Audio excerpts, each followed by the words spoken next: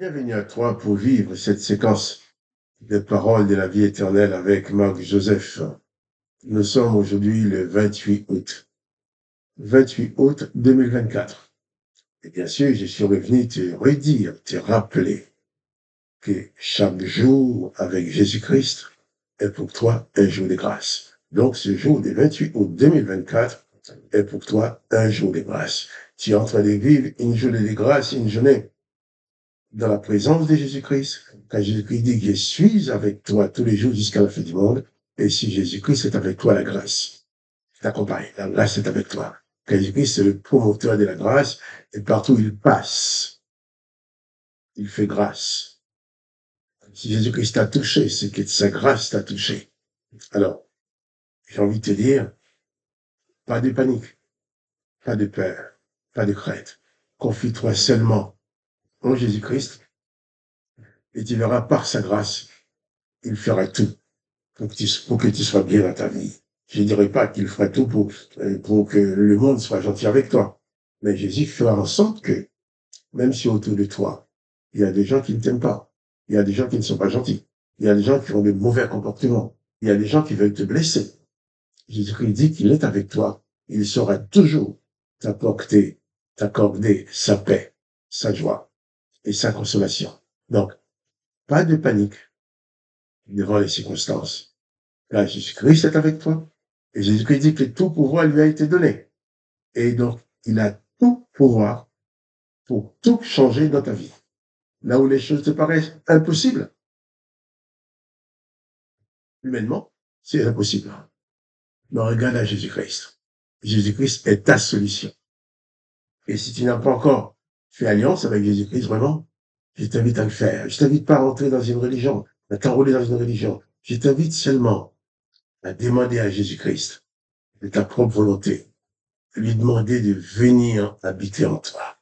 Et si Jésus-Christ habite en toi, il va diriger ta vie. Il va t'apporter sa paix, de l'apaisement, même face aux situations difficiles. Jésus dit qu'il est avec toi. Il n'a pas dit qu'il est avec toi seulement les jours des fêtes, avec toi seulement quand tout va bien. Il dit tous les jours. Et ceci jusqu'à la fin du monde. Donc, prends-en conscience que Jésus-Christ te fait cette promesse-là. Attache-toi à lui aussi. Soit que dans cette communion avec Jésus-Christ, ta vie puisse être, malgré la guerre qui t'entoure, que ta vie puisse être une vie de paix, une vie d'apaisement, avec la présence de Jésus-Christ qui demeure dans ta vie. Excuse-moi. Et avant de continuer à lire avec toi, dans l'évangile de Jean, chapitre 14, et nous avons lu hier les versets 13 et 14, où Jésus a dit, tout ce que vous demanderez en mon nom, je le ferai afin que le Père soit glorifié dans le Fils. Et si vous demandez quelque chose en mon nom, je le ferai. Jésus t'invite à la prière. Jésus t'invite à demander. Il faut pas rester dans ton coin coincé, je ne vais pas m'en sortir, à te plonger dans la déprime. Il faut demander. Jésus dit demander. Demander au Père en son nom. Et c'est ce que je vais faire avec toi. Je ne connais pas les détails de ta situation, je ne connais pas les détails de tes problèmes, mais toi, tu les connais, de tes besoins. Alors, tandis que moi, je vais prier d'une façon générale, toi, tu vas prier avec précision sur tes besoins. Nous allons ensemble les présenter à Dieu le Père dans le nom de Jésus-Christ. Et Jésus-Christ a dit, si nous adressons la prière dans son nom à Dieu le Père, il le fera. Il te donnera ce que tu lui demandes. Alors, prions maintenant ensemble. Père, dans le nom de Jésus-Christ, je me présente devant toi avec mon frère, avec ma sœur, avec cet homme, cette femme qui regarde, qui écoute cette vidéo et qui prie avec moi. Je me joins à elle, je me joins à lui pour t'apporter sa prière dans la communion fraternelle, te demandant dans le nom du Seigneur Jésus-Christ, Père, d'intervenir pour lui apporter la délivrance, la guérison selon ses besoins. Tu connais les difficultés qu'il traverse. Tu entends maintenant les prières, les paroles qu'elle fait monter vers toi maintenant. Eh bien, dans le nom de Jésus-Christ, selon la promesse que Jésus-Christ nous a faite, nous te demandons, Père, d'exaucer sa prière. Je te demande de lui apporter la délivrance, de lui apporter ta paix, ta joie, ton apaisement, par ta sainte présence et par ta grâce. Je te demandais tout cela, papa, pour mes bien-aimés, dans le nom du Seigneur Jésus-Christ. Amen. Amen.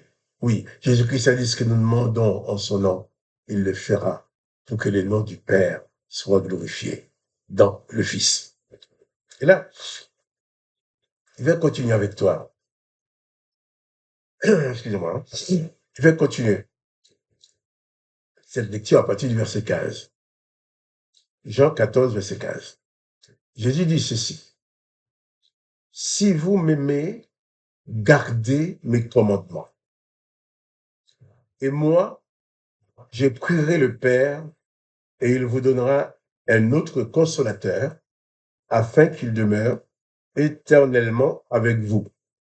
L'esprit de vérité que le monde ne peut recevoir parce qu'il ne le voit point et ne le connaît point. Mais vous le connaissez, car il demeure avec vous et il sera en vous. Voilà, cette merveilleuse promesse de Jésus-Christ. Sachant que bientôt, il va être crucifié, il va mourir. Il va plus être physiquement avec ses disciples. Il les enseigne. Il dit maintenant, je ne serai plus physiquement avec vous, mais vous allez devoir prier en mon nom. Vous êtes, dans mon absence physique, vous allez pouvoir utiliser mon nom pour obtenir du Père ce dont vous avez besoin. Ensuite, il dit, si vous m'aimez, gardez mes commandements. Et quand Jésus dit, si vous m'aimez, gardez mes commandements, je ne peux m'empêcher de penser à ces commandements nouveaux qu'il a donnés. Quand il a dit, je vous donne un commandement nouveau, aimez-vous les uns les autres comme je vous ai aimé. Le peuple d'Israël connaissait les commandements qui dit, tu aimeras ton prochain comme toi-même, la loi. Mais Jésus dit, non, comme toi-même, c'est pas suffisant. Tu dois aimer les autres comme moi, je t'aime, jusqu'à donner ma vie. Je dis, si vous m'aimez, gardez mes commandements. Tu aimes Jésus. Ben, si tu aimes Jésus, tu dois prendre le temps de lire les évangiles. Dans ces évangiles, tu vas trouver sa parole. Tu vas trouver ses instructions, ses commandements. Tu vas trouver ses ordonnances. Tu vas trouver ce qu'il veut que tu fasses. Tu vas trouver le mode de vie qu'il te propose.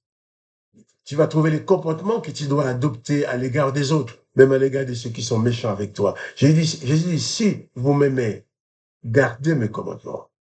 Si tu aimes Jésus, force-toi d'être son disciple, d'être un disciple accompli. Efforce-toi d'agir, de réagir comme le maître. Et Jésus dit, gardez mes commandements, moi. Et il dit maintenant, et moi, je prierai le Père.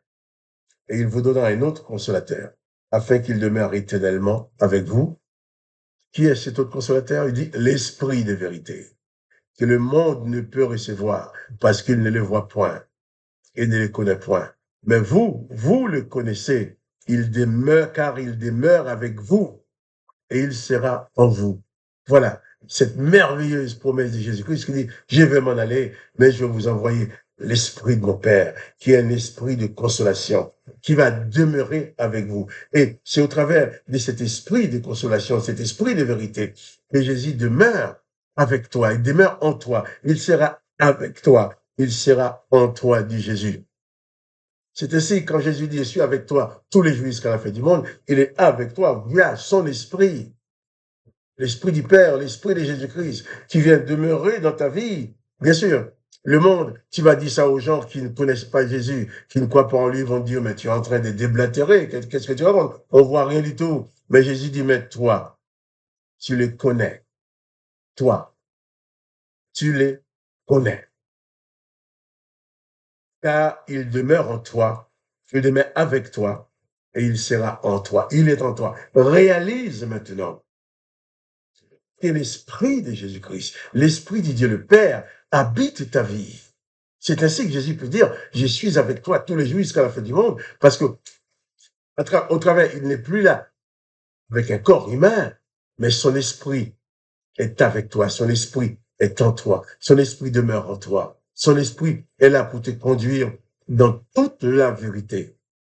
Oh, que le nom du Seigneur Jésus-Christ soit béni. Lui-même, il dit, eh bien, si vous m'aimez, gardez mes commandements. Nous devons nous appliquer à observer les paroles de Jésus-Christ, à mettre en pratique ses enseignements, en sorte que sa présence en nous puisse nous transformer au point de devenir comme lui, de devenir pour lui un disciple accompli.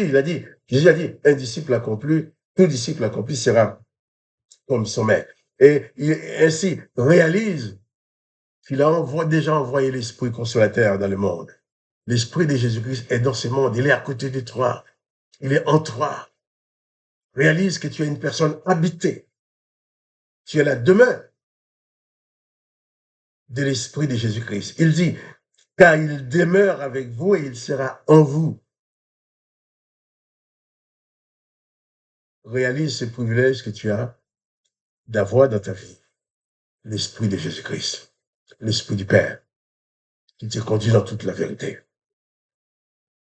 Donne-toi le temps de lire les évangiles, de lire les paroles de Jésus-Christ, de les mettre en pratique. Et tu verras, ta vie va être transformée. Tu ressembleras à Jésus-Christ. Et quand les gens te verront agir, ils te diront, mais tu es comme Jésus, toi. Il y a plusieurs personnes qui vont dire, mais toi, si je devais te donner un surnom, je t'aurais appelé Jésus. Et pourquoi Jésus? Parce que tu lui ressembles, parce que tu parles comme lui, parce que tu agis comme lui. Et ça, c'est important. Nous n'avons pas besoin que les gens viennent nous glorifier, qu'elles nous disent que nous sommes les meilleurs. Non. Nous avons tout simplement à faire tous nos efforts pour accomplir la volonté de Jésus-Christ, notre Seigneur, afin d'être pour lui un disciple accompli. C'est lui qui le sait.